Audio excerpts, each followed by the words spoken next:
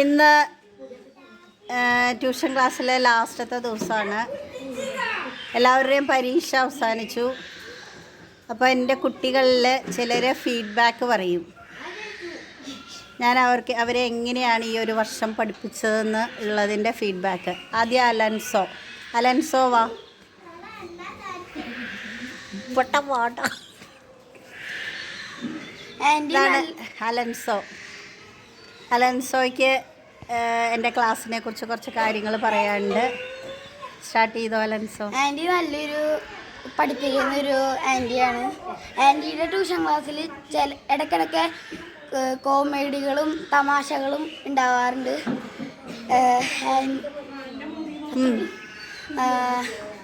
പിന്നെ ഞാൻ എടുക്കുന്നത് നിങ്ങൾക്ക് എങ്ങനെയാണ് മനസ്സിലാവാറുണ്ടോ? പിന്നെ ഞാൻ വഴക്ക് പറയാറുണ്ടോ? ഇടയ്ക്കിടയ്ക്ക് വഴക്ക് പറയുമ്പോൾ നിങ്ങൾക്ക് എന്താ ഫീൽ ചെയ്യാറ്? എന്തിനു വേണ്ടിയാണ് വഴക്ക് പറയുന്നത്? ദേഷ്യം തോന്നാറുണ്ടോ എന്നോട്? സത്യം? ഓക്കെ. ഞാൻ എടുക്കുന്നതൊക്കെ മനസ്സിലാവാറുണ്ടോ? ഓക്കെ. പിന്നെ ഇനി എന്താണ് ഫൈനലായിട്ട് പറയാനുള്ളത്? പറഞ്ഞോ. ഒന്നുമില്ല. അലൻസോ വീട്ടിൽ പോയിട്ട് 2 മാസം അവധിയാണ്. നല്ല കുട്ടിയായിട്ട് എന്തെങ്കിലും വെക്കേഷൻ ക്ലാസ്സുകളൊക്കെ അറ്റൻഡ് ചെയ്യുക. വെറുതെ ഇരിക്കരുത്. മൊബൈൽ യൂസ് ചെയ്യരുത്. അലൻസോ നന്നായി മൊബൈൽ യൂസ് ചെയ്യായിരുന്നു. ഇപ്പം അത് നിർത്തി അല്ലേ? അതുകൊണ്ട് ഉപകാരം ഉണ്ടായോ? ഓക്കെ.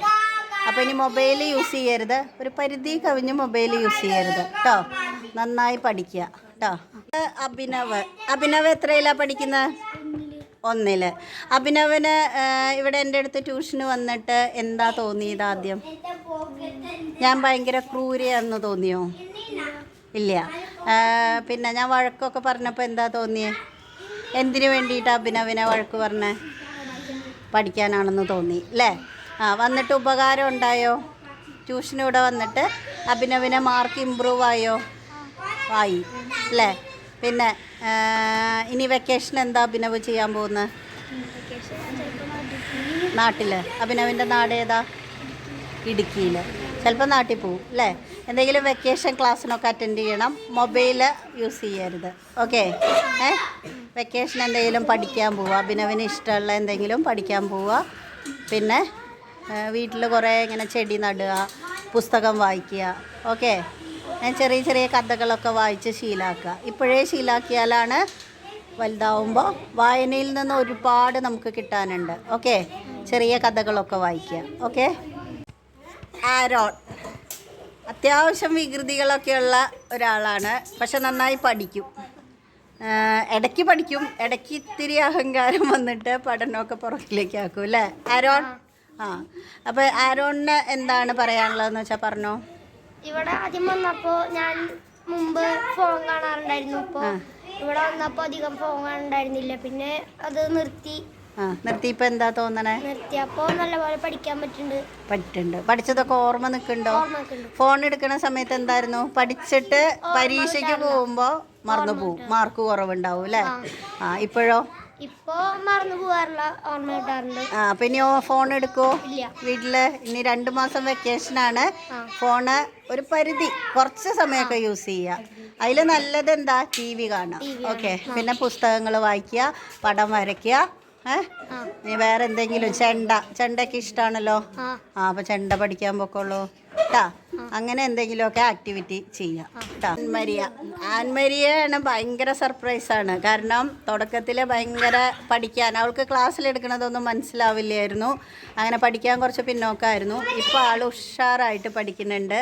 നല്ല മാർക്ക് സ്കോർ ചെയ്യുന്നുണ്ട് അല്ലേ ആൻമരിയ? ആൻമരിയക്ക് പറയാനുള്ളത് പറഞ്ഞോളൂ. ഇവിടെ വന്നപ്പോൾ ആദ്യം എനിക്ക് ആൻറ്റി പറഞ്ഞു തന്നപ്പോൾ തന്നെ ആദ്യം തൊട്ട് എനിക്ക് മനസ്സിലാവായിരുന്നു. എത്ര പ്രാവശ്യം ചോദിച്ചാലും എനിക്ക് നല്ല രീതിയിൽ പറഞ്ഞു തരും. പിന്നെ എന്തൊരു സംശയം ഉണ്ടെങ്കിലും ഏത് സബ്ജക്റ്റിലെ സംശയം ഉണ്ടെങ്കിലും ആൻറ്റി നല്ല രീതിയിൽ പറഞ്ഞു തരും. ഓക്കെ. അപ്പൊ ആൻമേരി ഇനി വെക്കേഷൻ എന്താ ചെയ്യാൻ പോണേ? വെക്കേഷനില് എവിടെയെങ്കിലും ഒരു സ്ഥലത്ത് ടൂറ് പോവും, പിന്നെ അമ്മ വീട്ടിലൊക്കെ പോവും. അതിന്റെ ഇടയിൽ എന്തെങ്കിലും നമ്മൾ വായനാശീലോ അങ്ങനെ ഡ്രോയിങ്ങോ എന്തെങ്കിലും ഒന്ന് പഠിക്കണം. ഓക്കെ, എന്തെങ്കിലും വളർത്തിയെടുക്കുക. സായൂജ് ഇവിടുത്തെ ട്യൂഷൻ ക്ലാസ്സിലത്തെ ടോപ്പറാണ്. കഴിഞ്ഞ വർഷം നീ തന്നെയായിരുന്നോ? അല്ല, കഴിഞ്ഞ വർഷം നീ തന്നെയായിരുന്നു അല്ലേ ടോപ്പർ അല്ലേ? അപ്പോൾ സായൂജിനെ ഇവിടെ വന്നിട്ട് എന്തായിരുന്നു, വന്നപ്പം എങ്ങനെയായിരുന്നു, വന്നതിന് ശേഷം എങ്ങനെയായിരുന്നു, ഇപ്പം എങ്ങനെയാണ്?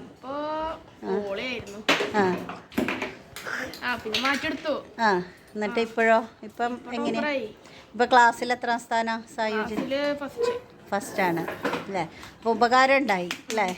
പിന്നെ സായുജ് വെക്കേഷൻ എന്താ ചെയ്യാൻ പോണേ? വെക്കേഷന് ചേച്ചിയുടെ അടുത്ത് ഗ്രാമർ ക്ലാസ്സിന് വരുന്നുണ്ട്. പിന്നെ കുറേ ബുക്സൊക്കെ വായിക്കുക ഏട്ടാ. അപ്പോൾ ഇംഗ്ലീഷ് ബുക്ക് കൂടുതലും വായിക്കുക, അപ്പോൾ ലാംഗ്വേജ് നന്നാവും.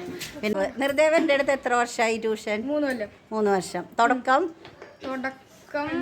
മാർക്കൊക്കെ മാർക്ക് ഞാൻ ആദ്യം വിചാരിച്ച ആന്റി ഭയങ്കര ചീത്ത പറയും, ഭയങ്കര ഗൗരവാന്ന് വിചാരിച്ചേ. പിന്നെ മനസ്സിലായി ഫ്രണ്ട്ലി ആണെന്ന് മനസ്സിലായി. പിന്നെ ആന്റി പറഞ്ഞ പോലെ ഫോൺ യൂസ് കുറച്ചപ്പോ ഓർമ്മ കിട്ടുന്നുണ്ട്, മാർക്കൊക്കെ നന്നായിട്ട് ഇമ്പ്രൂവ് ആയി. ഇപ്പോൾ ക്ലാസ്സിൽ എല്ലാ വിഷയത്തിലും അത്യാവശ്യം നല്ല മാർക്ക് ഉണ്ട് അല്ലേ? ഓക്കെ. ഇനി വെക്കേഷനോ? ഫോൺ എടുക്കുമോ? ഫോൺ ഒരുപാട് ഉപയോഗിക്കുമോ? ഇല്ല അല്ലേ? സൈക്കിള്.